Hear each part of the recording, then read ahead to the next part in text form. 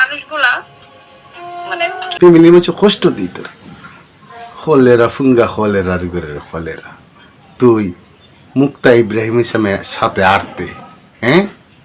এখন থেকে আর যাইতে না যদি মুক্তা ইব্রাহিমের সাথে যাস তাহলে তোরে